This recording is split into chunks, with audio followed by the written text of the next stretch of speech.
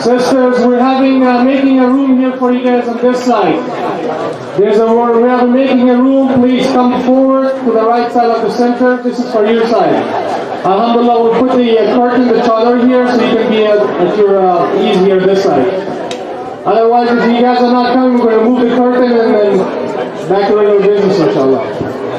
Salli ala Muhammad wa ala Muhammad.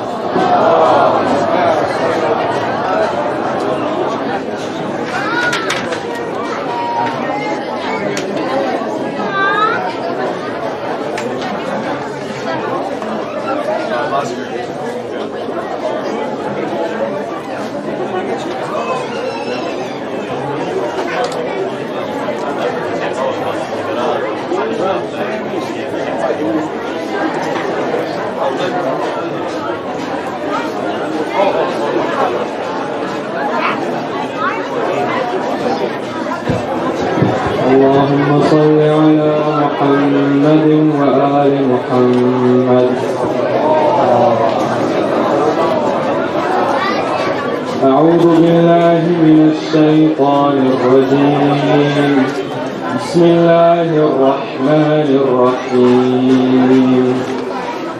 قد أفلح المؤمنون الذين هم في صلاتهم خاشعون والذين هم عن اللغو معرضون والذين هم للزكاة فاعلون والذين هم لفروجهم حافظون إلا على أزواجهم أو ما ملكت أيمانهم فإنهم غير ملومين. فمن ابتغى وراء ذلك فأولئك هم العادون. والذين هم لأماناتهم وعهدهم راعون والذين هم على صلواتهم يحافظون أولئك هم الوارثون الذين يرثون الفردوس هم فيها خالدون. ولقد خلقنا الإنسان من سلالة من طين ثم جعلناه نطفة في قرار مكين ثم خلقنا النطفة علقة فخلقنا العلقة مضغة فخلقنا المضغة عظاما فكسونا العظام لحما ثم أنشأناه خلقا آخر فتبارك الله أحسن الخالقين. ثم إنكم بعد ذلك لميتون ثم إنكم يوم القيامة تبعثون. ولقد خلقنا فوقكم 7 طرائق وما كنا عن الخلق غافلين. وأنزلنا من السماء ماء بقدر فأسكناه في الأرض وإنا على ذهاب به لقادرون. فأنشأنا لكم به جنات من نخيل وأعناب لكم فيها فواكه كثيرة ومنها تأكلون. وشجرة تخرج من طور سيناء تنبت بالدهن وصبغ للآكلين. وإن لكم في الأنعام لعبرة نسقيكم مما في بطونه ولحم مما في بطونها ولكم فيها منافع كثيرة ومنها تأكلون وعليها وعلى الفلك تحملون ولقد أرسلنا نوحا إلى قومه فقال يا قوم اعبدوا الله ما لكم من إله غيره أفلا تتقون فقال الملأ الذين كفروا من قومه ما هذا إلا بشر مثلكم يريد أن يتفضل عليكم ولو شاء الله لأنزل ملائكة ما سمعنا ولو شاء الله لأنزل ملائكة ما سمعنا بهذا في آبائنا الأولين إن هو إلا رجل به جنة فتربصوا به حتى حين قال رب انصرني بما كذبون فأوحينا إليه أن اصنع الفلك بأعيننا ووحينا فإذا جاء أمرنا وفارت النور فاسلك فيها من كل زوجين اثنين وأهلك إلا من سبق عليه القول منهم ولا تخاطبني في الذين ظلموا إنهم مغرقون صدق الله العلي العظيم.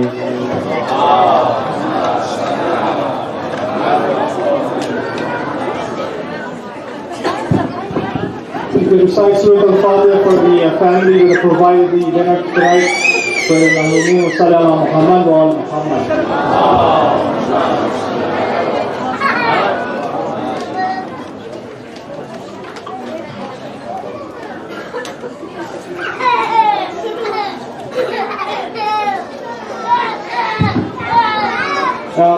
Slightly correction that we've been announcing the Sunday school starts on September 16. Actually, it's Sunday the 15th. Our apology again, it's September the 15th, which is Sunday. Tomorrow night is the Shabbat Aswa. Inshallah, it's one of the most important nights that we have in this 10 nights. Me and Maulana were having a little discussion to what needs to be done after it's recommended to stay up all night. There's a lot of amal needs to be done.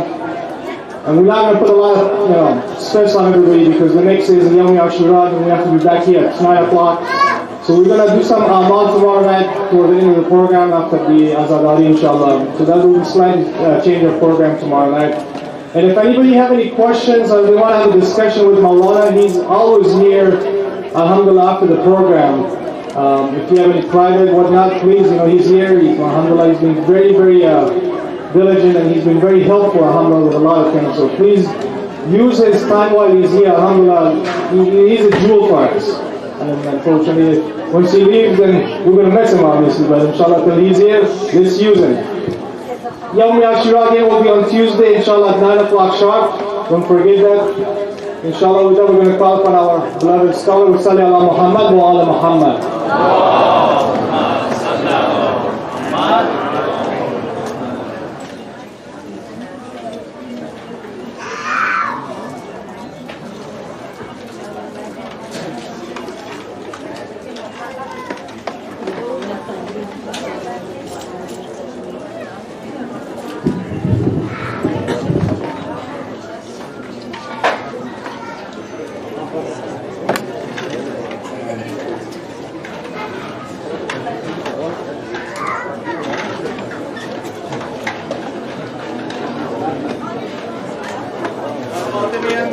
Muhammad Salawat.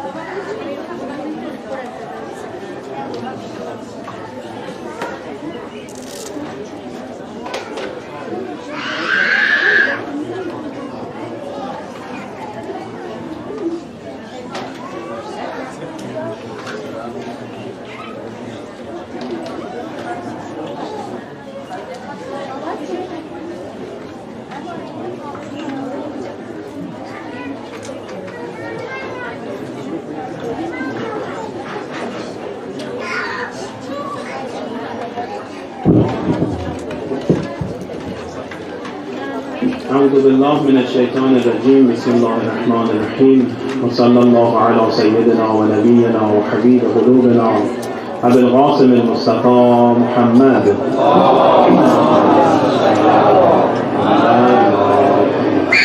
وعلى آله الطيبين الطاهرين ولعنة الله على أعدائهم أجمعين من الآن إلى قيام يوم الدين ولا حول ولا قوة إلا بالله العلي العظيم.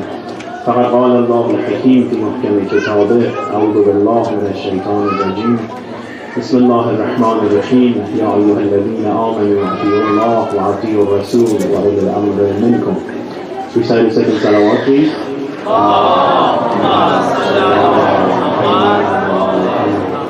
And inshallah your third salawat in honor of Abu Abdullah Hussain, the Mazloom and Shaheed of Karbala.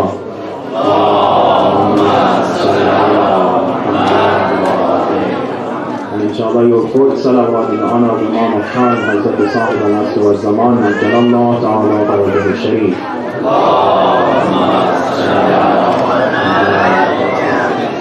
And let's not forget about Marhamin and Marhumat by expressing the loudest of salawat followed by Surah Al-Fatiha.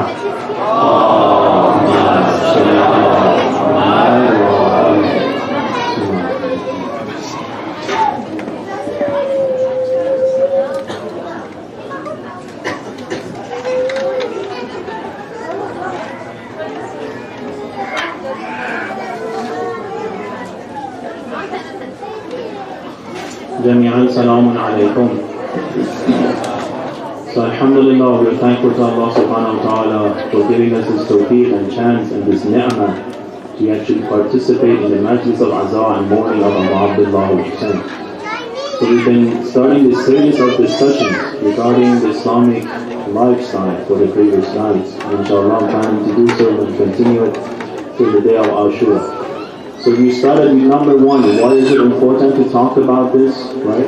Especially living in the West with all the challenges that we face as well as the opportunities. And I mentioned very quick the reason for it, that number one, when we look at the Muslim communities, especially around the different parts of the United States, what we find out in common among the next generations of the same communities, it is that the topic of identity has faced a lot of challenges.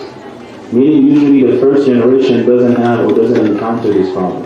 But when you look at the second generation or third generation, they always have this problem with the identity. The Muslim identity versus, for example, the American identity. Can these two be conciled together? Or we have to have two different identities, two different personalities? Of course we don't want that, right? So we said in order to avoid that, the very first thing we have to concentrate on is the matter of Islamic lifestyle. If you don't have this lifestyle, what's going to happen? Automatically we're going to gain the lifestyle from the culture or the environment or the place that we are living in. Meaning everybody has a lifestyle already, whether we acknowledge it or not, right? But where do we get this lifestyle? Where do we make this decision from? According to what criteria? According to what values? According to what knowledge and what kind of teachings, right? So I mentioned this on the previous night, that the environment that we are actually living in has a major impact on how we actually make decision, number one. Number two, our decision actually indicates how we think, and how we think indicates how our ideology and belief system actually works. So in a way, just by living in an environment in which you absolutely have nothing in terms of being active on that environment, what's going to happen in the long run? That environment is going to have sovereignty over your ideology system, whether you like it or not. That's why we said it's important to talk about this Islamic lifestyle, especially when we come and live in Western countries. Because now we have to have we have to have this perspective of religion. How can I interact, for example, with other faith? How can I interact with non-Muslims? How can I interact even within the Muslim communities, right? So there's a lot of discussions, a lot of topics within the topic of Islamic lifestyle. We talked about a couple of the stuff, and I made the relationship between Islamic lifestyle and the people who actually were present at the event and the tragedy of Karbala.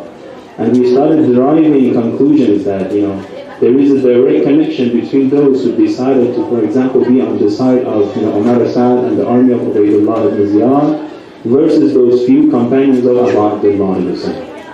So when we go back and we look at what made the difference between the two sides, we come up with common root causes.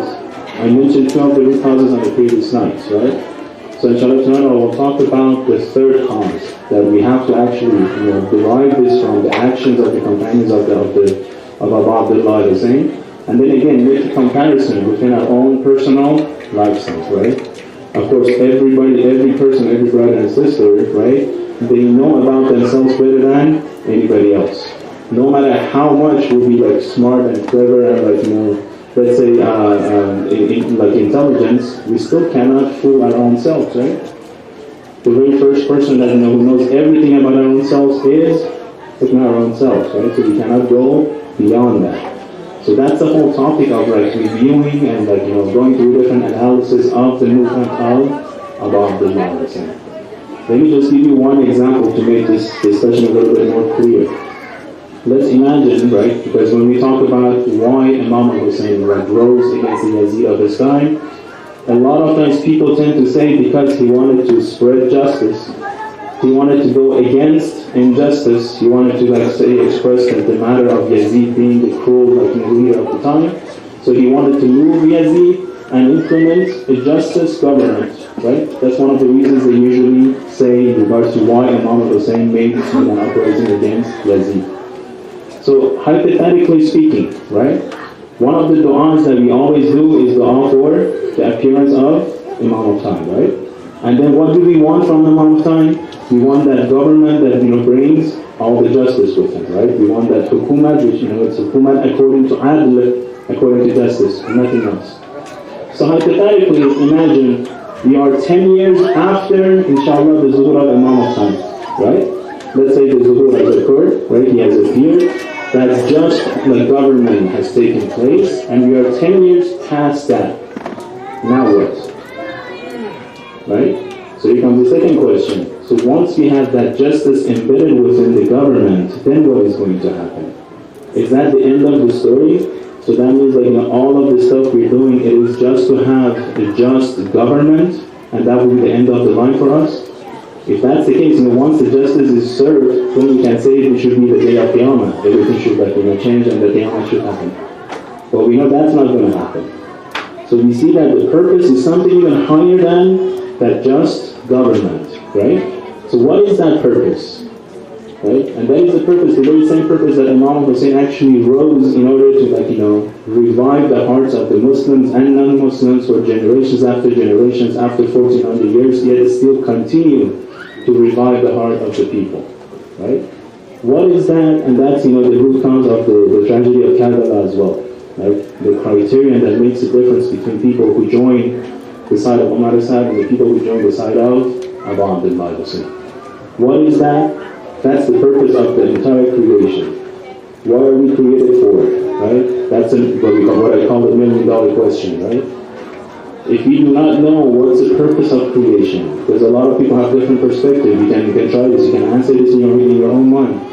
If you actually are raised with this question, why are we created? Why Allah subhanahu wa ta'ala has created us in the first place? Why are we coming to this world through all of these stages of life, right? Through all of this nature and everything working together for us just to live for 60, 70, 80 years, and then that's it? As if we flick off the lights, it will be just the end of everything, right? There must be a purpose within this creation. What is that purpose, right? We say that purpose as Allah subhanahu wa ta'ala mentions in the Quran, and Abu Abdullah al-Hussein mentions in one of his sermons. Exactly as if he's repeating the ayah of the Quran. What do we have in the Quran? مَا خَلَقْتُ الْجَنَّ وَالْإِنسَ إِلَّا لِيَعْبُدُونَ, right? We have not created the human and the jinns except for this purpose, لِيَعْبُدُونَ, right? To worship Allah subhanahu wa ta'ala. So they asked Imam al-Ma'asum, what does لِيَعْبُدُونَ means? Does it mean for example, in forms of prayer and the salat and the khums and all of this stuff? Imam says no, it's higher than that. لِيَعْبُدُونَ أَيْ لِيَعْرِفُوهُ. When we say worshipping Allah subhanahu wa ta'ala, with the act of worshipping comes the act of knowledge. Meaning you cannot worship something that you don't have any knowledge of, right? If I want to open up this one a little bit more, which side is salawat?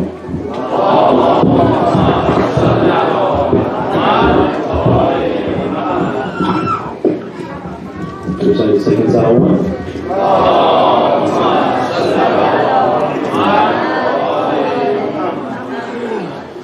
So the purpose of creation was لِيَعْبُدُونَ لِيَعْبُدُونَ أي لِيَعْرِفُونَ, right? So Allah subhanahu wa ta'ala wants us, has created the entire creation for one specific purpose, to get to know Him, to get to know Allah subhanahu wa ta'ala, right?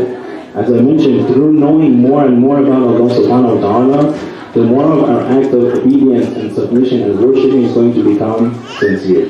The less we know about Him, the more we are at the risk of, for example, falling for riyā or hypocrisy, or for you just do the act of worshiping as an act of showing off, or inshallah it's not even part of the community, but sometimes you just come to communities just to benefit from the material aspect of it, or perhaps we look at the community as a social event, right?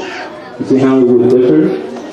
So all of it goes back to the topic of لِيَعْرِفُونَ. That's what Imam Hosain says in his sermon too. He says, وَاللَّهُ مَا خَلَقْتُ عِبَادَ إِلَّا recite salawat.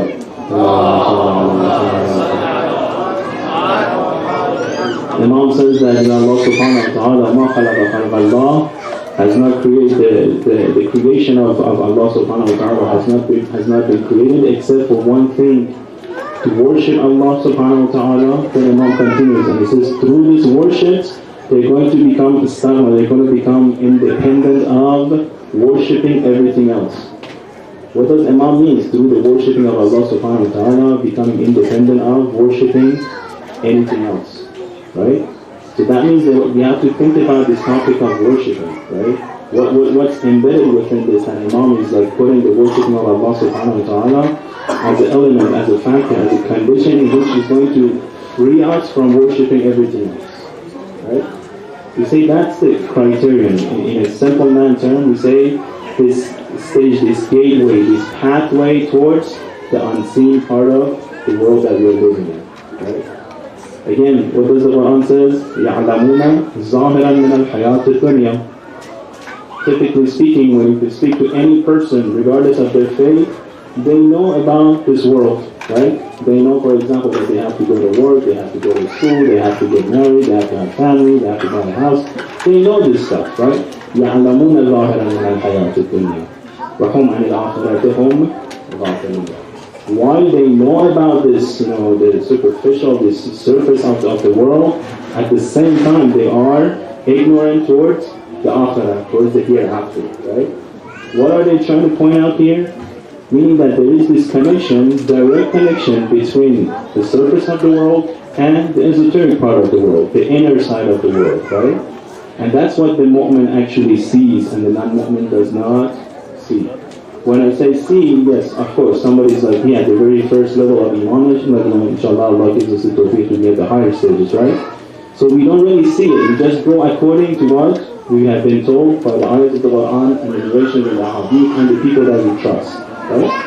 But that's the beginning stage, right? Meaning that all of this stuff that we do within the religion, literally it is in order to widen the scope in which we actually see the reality, right? All of this stuff has been done, has been said just to make sure that when we look around us, when we look at other community members, when we look at other classmates, other people, co-workers, parents, right? When we look at everything around us, we just go beyond the surface. We see the connection from between them and Allah subhanahu wa ta'ala, right? And that's why we say it becomes a criterion for the mu'min. And how does this work in the tragedy of Karbala? Again, let's go back to how they made the decision of joining the side of, for example, Umar Asad, right? As you all know, today was the 7th of Muharram. So on the 7th of Muharram, there is a meeting between Abu Abdullah Hussein and Umar Asad himself. Right? So very interesting meeting, right? So Umar Asad's background, those who don't know, he was actually an expert in religion, right? He was the mujtahid of his time, as we speak. He was a well-known man, and that's why he was promised the governorship of the city of Gray, right? Meaning he had this prestige, he had this status among the society. He was a well-respected person. Then of course we have Imam Hosain, the Imam al-Ma'soom on this side. So interesting, first of all, he doesn't contact Abu Abdullah Hussein. But Imam Hosain is Imam al-Rahman, right? Imam al-Insa wal-Jinn, right? he sends the messenger to Umar Assad that let's have a personal meeting. Nobody else, just me and you. Okay? So we have it that he comes with 20 of his horsemen, and Abdullah Hussein comes with Qamar Bani Hashim and the youth of Bani Hashim. When they get close to each other, Umar Assad and Abdullah Hussein, they separate from the two armies. They distance from the two armies in a way that nobody actually hears what they speak of. Here it becomes very interesting. After doing all the salam and the hawari and the etiquettes of treating each other well, then Imam Hosain changes his tone. Right? He starts speaking to Umar Assad in a tone of someone who wants to actually give advice from the father to the son. He asks him one question. He says, "Isn't it time for you to leave them and join us? Join us, and then we just go somewhere else. We will not go towards Kufa, we will not go back towards Medina, we will not go towards Sham, towards Yazid. We go somewhere else. Let them be with whatever they want to do. Me and you, we just take off from the land of Karbala." Imam is testing him, right? To see if there is anything left within him that's still seeking the reality. So what does he say? He starts coming up with excuses. What is the first excuse he mentions? He says, "I am afraid if I join you, if I come with you, Imam Hosain, Ubaidullah is going to put a price on my head. Right? He's going to send people to kill me." Imam says, "I'll guarantee you on my heart that I will protect you with everything that I have in my power." He says, "If you protected me, then I'm afraid of my house." Right? If I come with you, he's going to send the people after my house. They're going to destroy it. They're going to lose whatever I have in my house. Abdullah Hussein tells them, "If that happens, I'll give you double of whatever you have for my own personal wealth and income." Then he raises the third excuse. He says, "Abdullah, if I join you, I will be afraid of my women and family and children. If I come with you, Ubaidullah is going to send after my family." When he said this, Imam Hussein drew the line. Right? He says, "Oh Umar Assad, aren't you feared of the day of judgment? On that day, how are you going to answer my grandfather when you have the blood of me on your hand? On that day, how are you going to answer to Allah subhanahu wa ta'ala when you have the blood of me on your hand?" Right? All of a sudden the tone of Abdullah Hussein changes and he hits him strong in the heart. Right? Basically, do you know what are you doing? Right? You come up with the excuses that, oh, my life, my wealth, my family and children, right? Exactly what, actually we get tested by according to the ayahs of the Quran, right? We always test you guys with what? With this lack of wealth, which means poverty, or something happening to your family or your wealth, to see which one of you actually do better in this life. So what happens for someone like Umar Assad that has at that stage of let's say knowledge, if you call it knowledge, right? All of a sudden it starts using the very same thing that we say it is for us to be tested upon against Abdullah Hussein as an excuse. Right? And he even continues. So then Imam tells them this future news. It says, "Oh Umar Assad, I guarantee you, you will not actually taste the wheat of the city of Iraq." And he turns around and he answers Imam Hosain and says, "If I don't eat the wheat, the barley is enough for me." Right? So and Imam Hosain tells them, "Listen, aren't you afraid on the day that they will come and kill you on your own bed as you are sleeping?" Then at that moment, what are you going to do?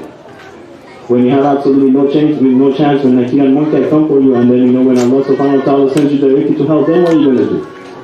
Still, no breakthrough. I look like it's solid, there's absolutely no space to actually get that guidance with them. So what happens? They break off, right? But Umar Assad actually, gets a little bit touched. Apparently there was still some stuff within him. Because what does he do? He immediately writes a letter to Ubaidullah ibn Ziyad. On that letter he writes that Imam Hosain has agreed not to come towards Kufa, not to go back towards Medina, but go around to a different city, somewhere that nobody knows. So we will not hear from him if you let him leave the land of Karbala. What should I do? Should I let him go? When the letter reaches Ubaidullah reads it out loud, right? And then he says that it seems like Abdullah Hussein doesn't want to fight. He's not here to make a battle. He's not here to make an uprising, as we know, with the negative intonation, right? So we should let him go, and then we can write to Yazid that we have taken care of the problem. right? No bay'ah, but he's not, involved in the society, and people will not look up to him. Immediately when he says, the mal'oon is standing next to him, Shem represents that Joshan, right? He says, oh, Ubaidullah, what happened? Have you become chicken? Are you scared of something? You know what happens if you do this? Then they're going to say, Ubaidullah, we're not the worthy, commander to take care of the job. If Abu Abdullah Hussein leaves the land of Karbala, you will not see him again, you will not be able to catch him again.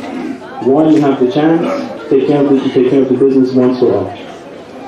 So he motivates Ubaidullah. Ubaidullah writes back to Ahmad Assad, and actually gives a letter to Shem Joshan, as someone who actually will carry through the command, right? He says, have we sent you there to make a negotiation with Abu Abdullah Hussein? We have sent you for one specific purpose. Go there, either kill him or get the bay'ah. Then he starts describing more, right? Either get a bay'ah for Yazid or kill him. Not only kill him, separate the parts of the body. Not only separate the parts of the body, but run horses on the body. Meaning the most severe death that he can possibly think, right? So of course the Shem comes with that letter to Ahmad Assad, and the whole tragedy of Karbala actually gets determined on such a day, right? So what happens that all of these decisions takes place? Were they not Muslims as we call, right? Were they not saying Ashhadu an la ilaha illallah just the same way that we do? Were they not praying? So how come that prayer didn't prevent them from seeing the reality, right?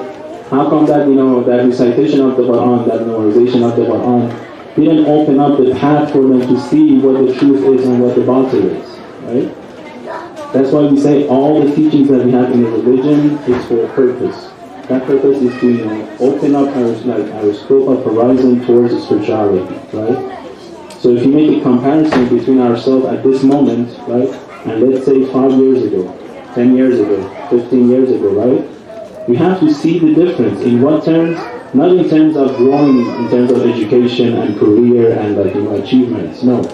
In terms of how much more we actually spend time in memory of Allah subhanahu wa ta'ala, right? So when I make a comparison between myself at this given time and 5 years ago, do I like to say more of His remembrance or no? I feel like sort of burden on my shoulder to think about Allah subhanahu wa ta'ala, to put some time to pray to Allah subhanahu wa ta'ala, to put some time to recite the Quran, right? So when I make a comparison, I can see whether I am going in the right path, or am I constantly getting diverted from the right path towards random stuff of the dunya.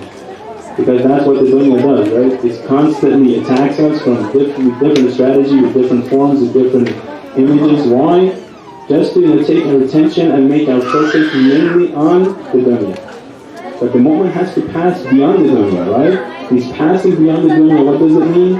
That means it's spirituality. Is there any limit to spirituality? No, it's unlimited. So when it's unlimited, that means it constantly is growing, right? So if it's constantly growing, how can we measure it? One of the ways of measurement was just the way that I just mentioned. We draw a point, right? We say, for example, today, with the last, Muharram, with the last Ashura of last year, have a 1 year review, right?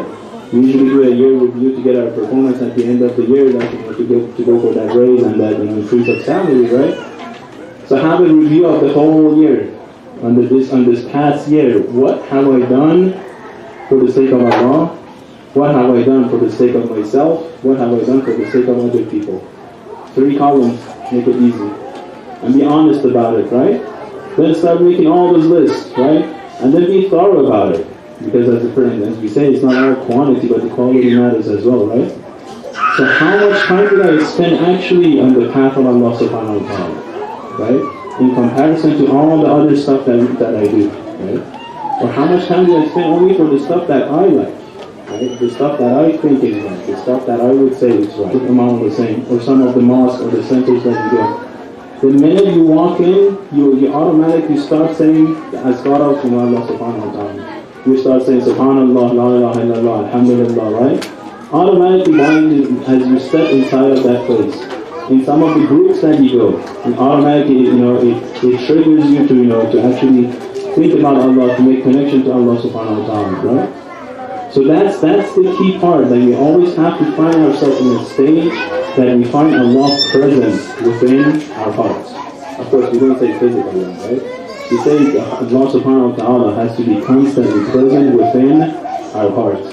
Now usually what happens on a daily basis, because we get so busy with random stuff, with our work, with the school, with family, with children, all of the stuff that is external to us, all of the thoughts that goes through our minds, right? It's constantly battling between different desires, different wishes, different visions, right? Different objectives, different purposes, right?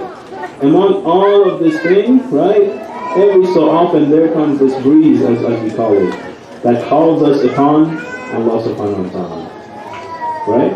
So what do we have to do? We have to take advantage of those breezes and we have to build according to those. That's the Salat al-Mustaqim. Everything else, take a look. How many people have lived from the time of Nabi Adam until today, right? How many people have been killed and slain on different paths, right? Among all of those people, only the tragedy of Karbala, it continues to grow every year. It continues to be alive every year. After 1400 years, as if like it just happened, right? Every time we talk about it, as if like there are so many new aspects of it. It's constantly growing, right? One, have we not had other people getting slain in the past? Have we not had other people and women and children getting slain in the past? Today as we speak, right? We know that every day a lot of innocent women and children get killed, right? Without any purpose, without any reason. So how come their memory doesn't stay with us for 1400 years, right? What was so unique about the movement of Imam Hosain that made it like everlasting in this dunya? That's why we say that the movement of Imam Hosain was to widen the scope towards spirituality. And that's why it draws the heart towards itself, right? The more we analyze it, the more we talk about it, the more we get thorough on the wording of Abdullah Hussain, we see that he's constantly, like calling upon us to come where? To this matter of opening up your eyes towards spirituality. Recite the salawat.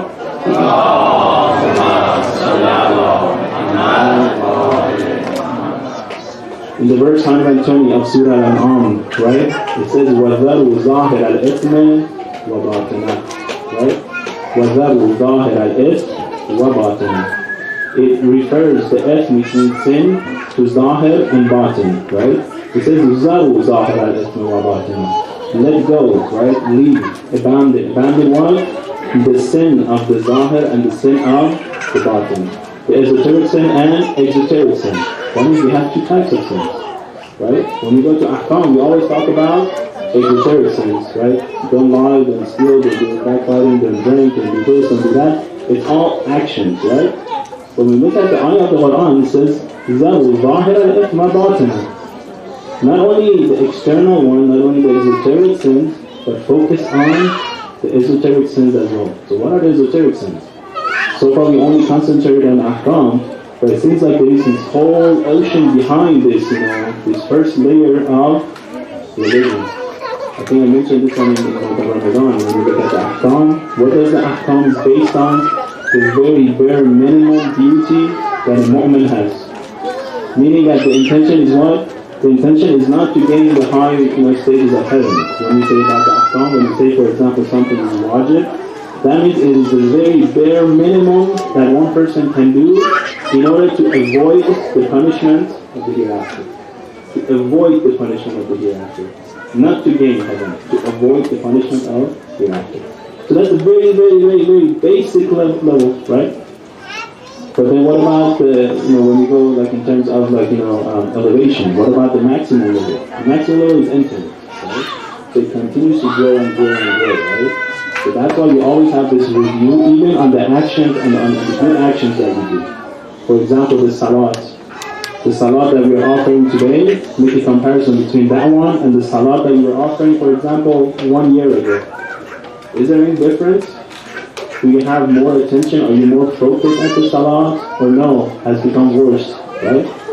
They usually joke about this. They say that in two places we remember about everything that we have lost. One of them being in the salat. And in the minute you say Allahu Akbar, all this thought and all of this stuff that you have done or you have been interacting with comes to your mind. Versus the only attention that you should have on the salah to be on Allah subhanahu wa ta'ala and nothing else, right? That's the meaning of Allahu Akbar, right? Allahu Akbar is what? Allahu Akbar mina Yusuf, meaning Allah subhanahu wa ta'ala is greater than being described, let alone being understood. So that's why they say one of the key points we started with Salat is to concentrate on the meaning of Allahu Akbar. Right? That's why we have the mustahab of reciting Allahu Akbar 7 times. Right? Keep on telling you Allah is greater than everything else, Allah is greater than being described, Allah is greater, Allah is greater, Allah is greater. He is the greatest, right? Until this meaning becomes embedded within you, then say the final takbir and start the Salat. Right? Or for example, the tasbihat al-arba'a that we mentioned, right? On the 3rd rak'ah, on the 4th rak'ah. Now interesting, when inshallah those who have not gone to Hajj, Allah subhanahu wa ta'ala given the tawfiq to go to Hajj, and those who have been, Allah given the tawfiq to go to Hajj again. The Kaaba has 4 sides, right? They call it 4 rukn. Every rukn is like equivalent to one of the tasbihat al-arba. So 4 rukns, you have the 4 tasbihat al-arba. Subhanallah, alhamdulillah, wa la ilaha illallah, Allahu akbar. Right? So it's like mustahab when you do the tawaf, as you pass the rukn, you recite the tasbihat al-arba. Right? Now, what is the batin of Kaaba according to Riwayah? The batin of Kaaba is Imam al-Ma'soom.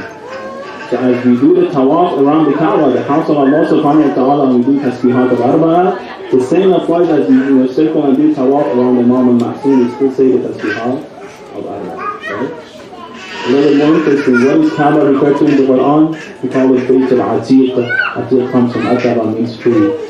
Meaning that Kaaba is a house that has no sense of ownership. Nobody can own Kaaba. Kaaba is the house of Allah subhanahu wa ta'ala. Right? So why do we circle around it? We circle around it. Why? Because we want to circle around the house of tree. Why? Because we want to become free. Free from what? We don't talk about freedom as we speak in the West. No, we say we want to become free from all the animalistic desires that we have. We want to gain the spirituality, but in order to gain the spirituality, we have to leave aside, this mundane world. That's why we circle around the house of fruit. So what happens when you circle around the Imam al-Ma'soom? We can connect the dots, right? So when you circle around the Imam al-Ma'soom, we're trying to benefit from his horizon, from his spirituality, right? What is the horizon of Imam al-Ma'soom? Unlimited, right? So the more we circle around him, the more we gain of this horizon, the more we gain of this perspective, the more we gain of a true vision of the dunya and akhirah, right? And that's what we see in the companions of Allah, especially on the last night, right? Because so far all the tests have been taken, all of those who were not supposed to be there, they all have left for various excuses and reasons. Only the true loyal companions and the family and the Bani Hashim have remained. And when we look at their intentions, they absolutely want nothing in the world except for Abu Abdullah, right? How does that work? And that's why we see in their words, right? They give up time, they give up life, they give up whatever they can just to have one extra look at Imam Hosain. Just to have one extra word with Abu Abdullah, just to see Imam Hosain walk a little bit more, just to see Imam Hosain on his horse one more time, right? Just to have this time to spend with Abu Abdullah. Why? They have seen the connection between Imam al-Ma'soom and Allah subhanahu wa ta'ala. They have seen the connection which will get us to the Sirat al-Mustaqim. They have seen the gateway of Allah subhanahu wa ta'ala. So they constantly want to get closer and closer and closer to Imam Hosain, to the point that they do not see anything else except Imam Hosain. This is what we refer to as true love, right? Not the true love that they're speaking in all this animation and stuff. No, the true love is when the lover doesn't see anything except the lovey, right? When the companion does not see anything else except for what he loves, which is Abu Abdullah. And that's how they were able to sacrifice in that way, right? It's interesting when we look at some of the reports that we have from the enemy side, right? Because a lot of them were, they were like facing this objection that how come you guys went so severe, so without mercy towards the companions of Imam Hosain. You guys could have easily killed them without separating their arms and body and legs from the body. Why did you guys do that? You know what they respond? They were saying that if you guys were in our position, you would have done the exact same thing that we have done. Why? Then they start describing the companions of Imam Hosain. They say these guys were not ordinary people. when they would hold on to the sword as if it was a sword in the hand of a lion. Right? The only way to get the sword out from the hand of the lion was to cut off the arm. If there was no way they would lay down the sword, there was no way that they would stop moving the sword, there was no way that they would actually stop attacking it. So that's why one person could kill so many in the tragedy of Karbala. Because usually how much of a person can kill in a normal battle, right? Maybe let's say 5, 10, then when they do a group attack, they're definitely going to take out the one person, right? With all the arrows and all the spears and all the swords, how come they were able to maintain their position for such a long time? Or just think about it, when somebody like Abbas, he walks in and he removes his shield, his armor. Says, here I am, he's attacking me without my armor. When you think of it in terms of logically, you say that's impossible. Who would do such a thing, right? You always try to plan everything in order to win the battle. But the battle was not the superficial battle as we speak of. No, the battle was this sort of giving this vision to even the army of Umar al-Khattab that, hey, you guys are going about this all wrong. All you see is the surface level of the dunya. Allah wants you to go beyond the surface. Okay, that's why He has sent the prophets, that's why He has sent the imams, that's why He has brought all this religion. To go beyond the surface, focus on the hereafter.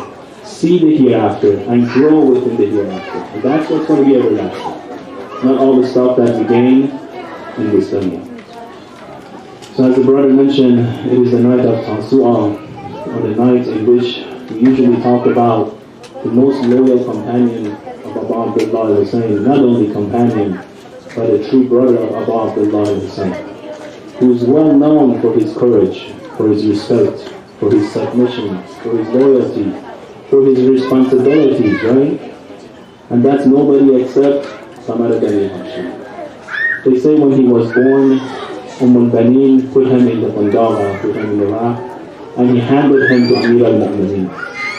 The minute Amir al-Mu'mineen laid his eyes on Samara Bani Hashim, he started crying, and he opened the Bandara. He pulled out the arms of Abu Abdullah Hussain from the Bandara, and he started kissing the hands of Abbas as he was a little kid.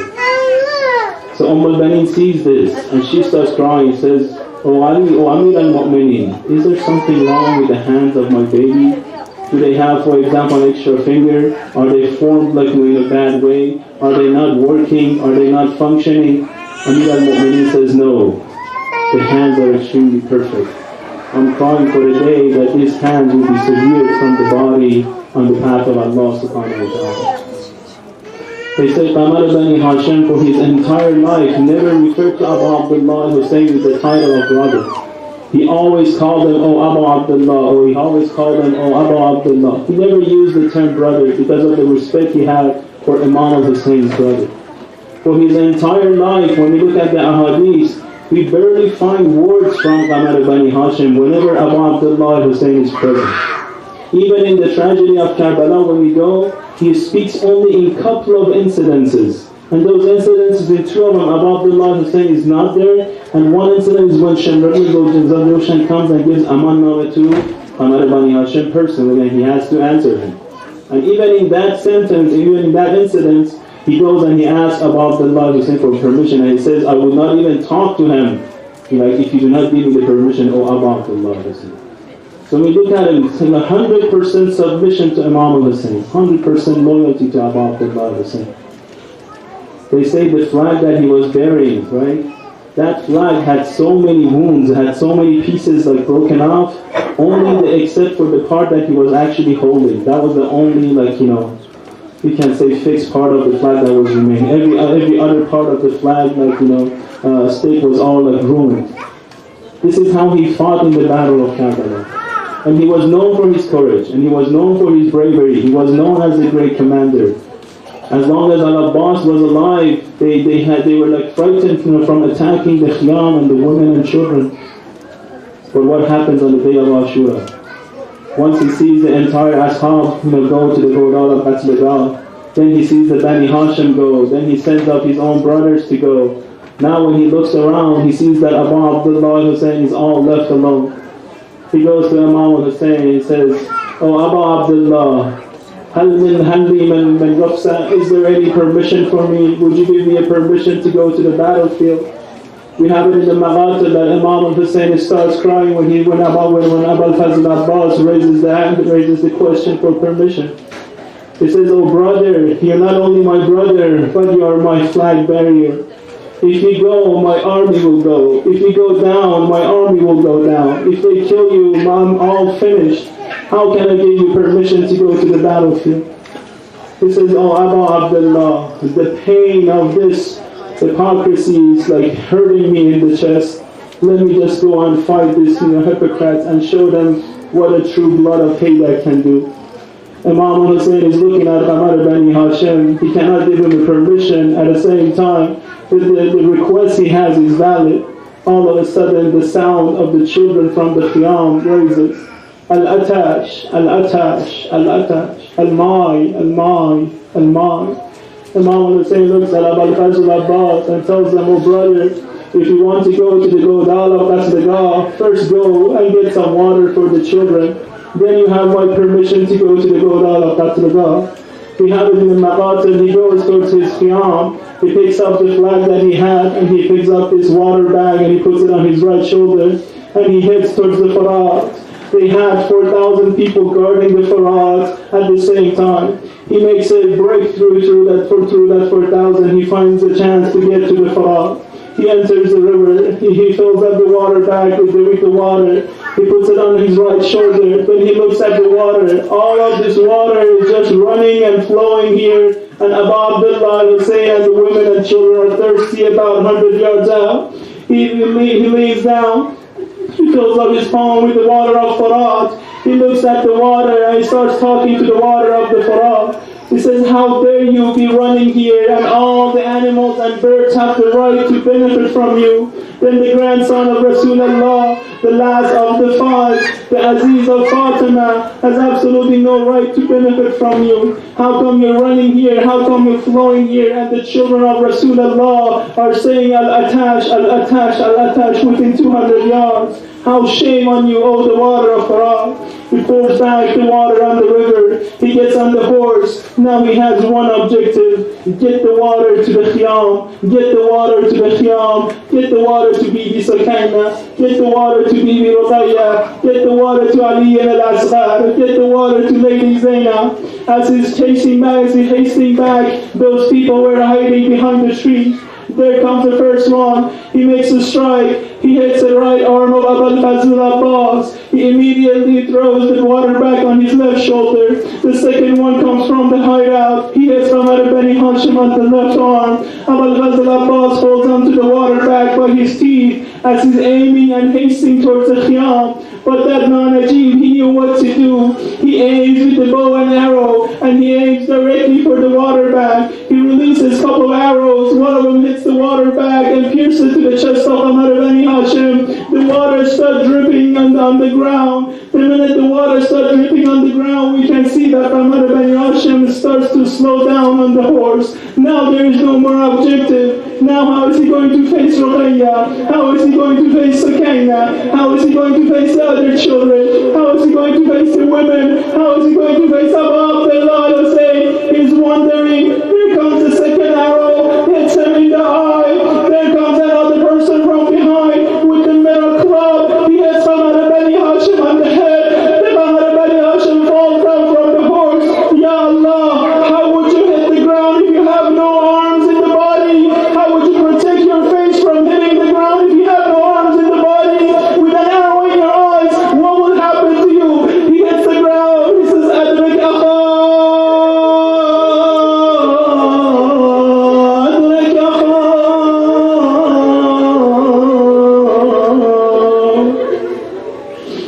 Imam Hosain, he starts Amr Bani Hashim. We have a Maghatab. When he gets close to him, there is not much left from Amr Bani Hashim. The arms are separated, the legs are separated. He's gone blind. They have broken his head with the metal club. There is this water bag hanging by his chest, but there is no water inside. They say in 3 places it was the most severe places for Abu Abdullah Hussein. The first time when he lost his beloved son Ali al-Akbar, but at that time he had the youth of Bani Hashim. The second time was when he lost Ali al-Asfar, but he could easily embrace Ali al-Asfar and take him behind the tent of Qiyam and bury him. But when he lost Qamar Bani Hashim, now what would he do? He cannot ask the Bani Hashim, there is nothing left. He cannot tell the women and children about Qamar Bani Hashim. He cannot take the body by himself. So what can he do? He leaves the body of Qamar Bani Hashim there. He comes back, but when he's coming back, he doesn't get on his horse. He's walking towards the Qiyam as he's holding on to horse by one arm. With the left arm, with the sleeve of his arm, he's like wiping out the tears as he gets closer and closer to the Qiyam. There come the children, there come baby Sakina, there come Ruqayya, there come all these children. They're asking, oh uncle, where is Abul Abbas? Oh uncle, where is Abul Faz? Oh uncle, where is the Saqa? Oh uncle, we don't want any more water. We promise we will never ask for water anymore. Just tell us where is Abbas. Just tell us where is our uncle. Just tell us where is your flag barrier. Above the Lord who says he's crying, he's going directly towards the Qiyam of Al-Abbas. There is a sign that if you pull out the pillar of the Qiyam, if the Qiyam lands on the ground, that means he has no owner anymore. He goes and he enters the Qiyam of Al-Abbas. He pulls out the pole, the Qiyam comes down, the women and children start crying. They know now that it is the last for the army of Abu Abdullah Hussein. Imam Hosain looks at the sky and says, Al-An inkasar al-Zahri wa ghallatihi lati. My back is broken now. I am all affected. I have no more supporters. Inna lillah wa inna ilayhi raji'un. فسيعلم الذين ظلموا أي منظر ينقلبون. اللهم إنا نسألك وندعوك باسمك العظيم الأعظم العز الأجل الأسلام العظيم بحق محمد وعلي وفاطمة والحسن والحسين وتسعة المعصومين من ذرية الحسين يا الله يا الله يا الله يا الله يا الله يا الله يا الله يا الله يا الله يا الله يا رحمن يا رحيم يا مغير القلوب ثبت قلوبنا على دينك واكفنا يا قاضي الحاجات ويا كاشف المحمات انك على كل شيء قدير. اللهم عجل لوليك الفرج والعافية والناس واجعلنا من أعماله وأنصاره وشيعته. اللهم ارحم أمواتنا واشف أمراضنا واجعل عاقبة الأمور خيرا. Ya Allah, we ask you humbly to accept this majalis from us. Oh Allah, we ask you humbly to give us the tawfiq of the ziyarat of the actual days in this dunya and the shafa and the hereafter. Oh Allah, we ask you for the cure of our sick ones, and we ask you for forgiveness of all of our past wrongs and all of our past sins. Oh Allah, we ask you to protect our future generations and families. Oh Allah, oh Allah, oh Allah, we ask you humbly not to take us from this world if you're completely satisfied with all of our actions. Oh Allah, we ask you humbly to open our eyes to the appearance of Imam Hosain and to give us the tawfiq of becoming part of his true companions. Let's remember all the mu'mineen and mu'minat, all of those who have encountered sicknesses and diseases, all of those who have encountered difficulties in life. And let's recite the holy verse of Al-Mahdi 5 times together. أعوذ بالله من الشيطان الرجيم. بسم الله الرحمن الرحيم. أما يجيب المضطر إذا دعاه ويكشف السوء. أما يجيب المضطر إذا دعاه ويكشف السوء. أما يجيب المضطر إذا دعاه ويكشف السوء. أما يجيب المضطر إذا دعاه ويكشف السوء. أما يجيب المضطر إذا دعاه ويكشف السوء. السلام عليك يا أبا عبد الله وعلى الأرواح التي حلت بثنائك.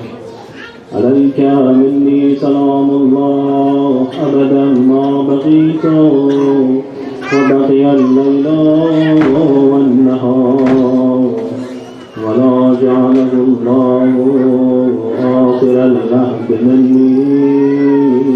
لزيارتكم. السلام على الحسين وعلى علي بن الحسين وعلى أولاد الحسين وعلى أصحاب one more time. السلام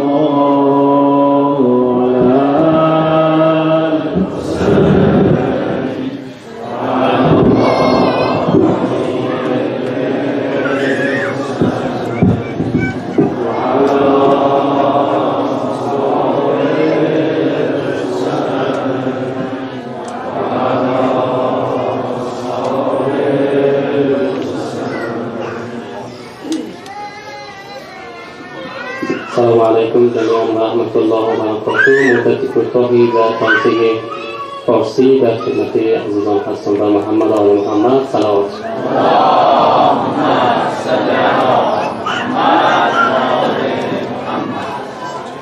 بسم الله الرحمن الرحیم.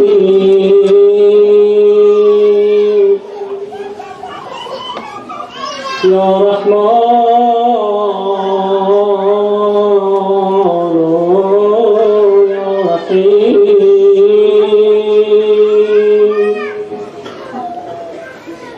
صلى الله عليك يا عبد الله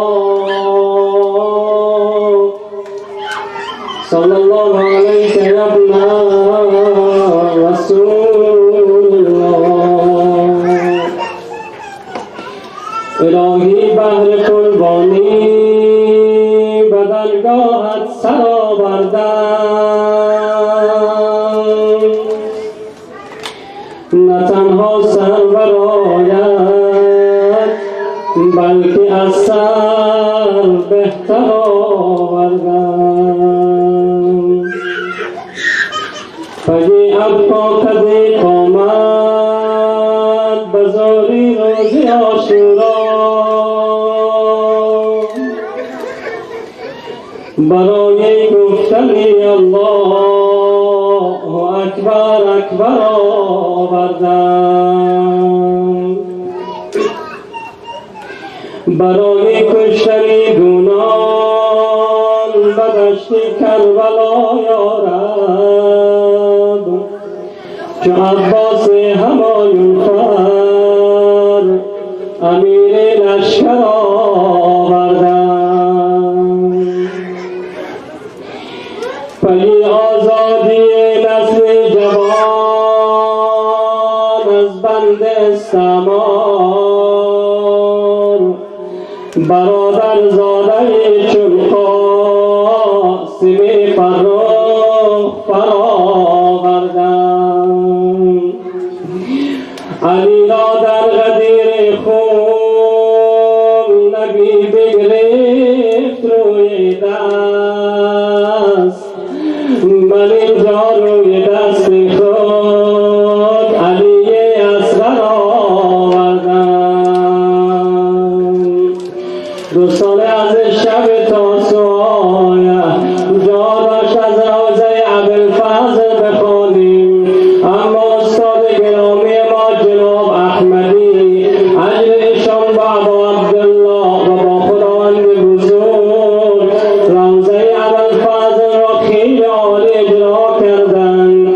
اجازه میخواهم در این شب از قراری که دوستان هم گفتن روضه علی اصغر بخوانم و قرار است گهواره علی اصغر رو بیاورن و در هم جای هم روزها فردای را به نام روز جهانی علی اصغر گفتن و هم به افتخار مادران و بانوان مجلس که هموار از زحمات اطفالا را میکشند و این سربازای کوچک به یاری علی اصغر حسین میآورند. روضه علی اصغر بخوانم. دوستان عزیز، در تاریخ عاشورا و در تاریخ کربلا دردهای غمانگیز، غمهای فراوان را تاریخ نویسان از اهل بیت حسین نوشتند، اما او دردی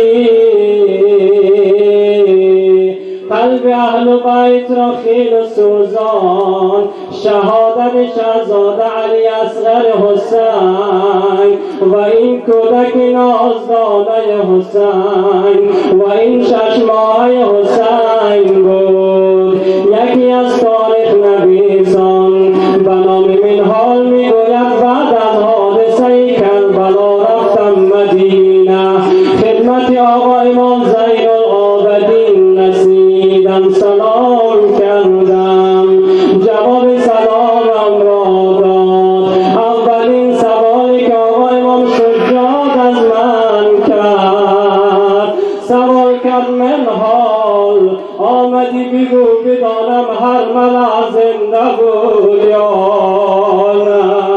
این خدین هرملا علیه الله قلب اهل بیت را سوزانده بود.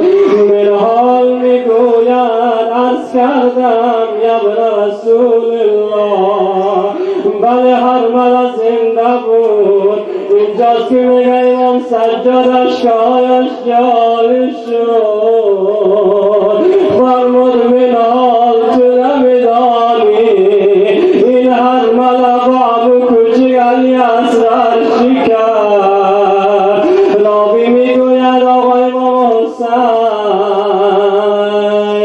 ظهر روز عاشورا بود، یک وقتی میگه صدا زد خواهرم زینب علی اصغرم را بیاورین.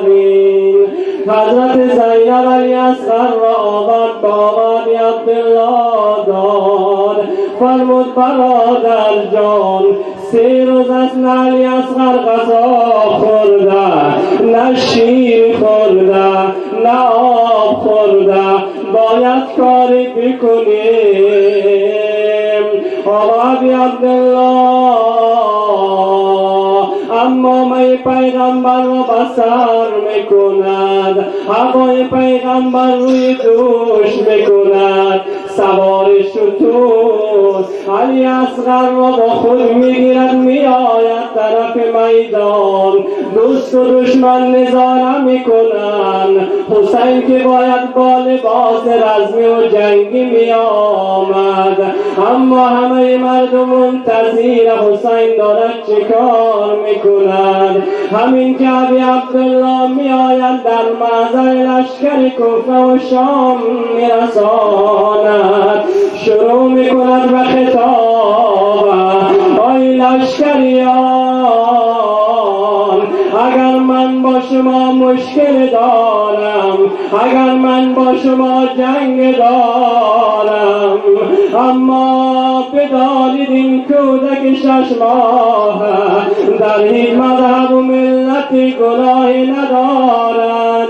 اینجاست امام حسین دستو میبرد زیر بغل، لشکریان فکر میکنه شاید حسین قرآن آورده، اما دیدن حسین یک کودک نازدانه رو روی دست بلند کرده. لشکریان به خدا قسم 3 روز از نه شیر خورده نه آب خورده. آیا جوان مرد پیدا می شود برایش آب بدهد؟ اینجاست تاریخ نویسان می نویسد هلهله ایجاد شد، لشکریان در بینشان سخن می گوید باید آب بدهیم، اما یک وقت به هرمله دستور داد